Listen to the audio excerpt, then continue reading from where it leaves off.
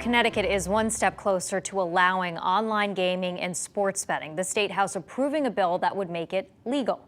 The vote bipartisan, 122 to 21, with 12 Republicans joining Democrats.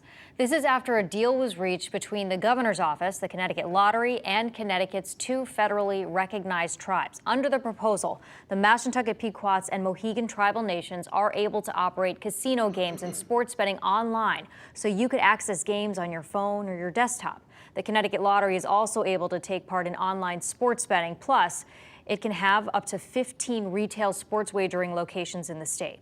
Among those who oppose the bill, lawmakers who were not happy the proposed casino in East Windsor fell through.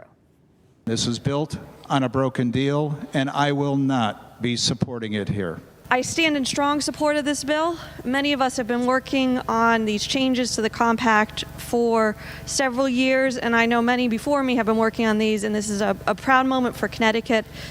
The bill now heads to the Senate. Governor Lamont applauding the bill's passage on Twitter tonight, and the Mohegan tribe reacting to the bill's passage in the House, saying by modernizing our gaming industry in these ways, Connecticut will keep pace with neighboring states, protecting Connecticut jobs and generating tax revenues to the benefit of both state and local municipal budgets, as well as our tribe's members. Some big internet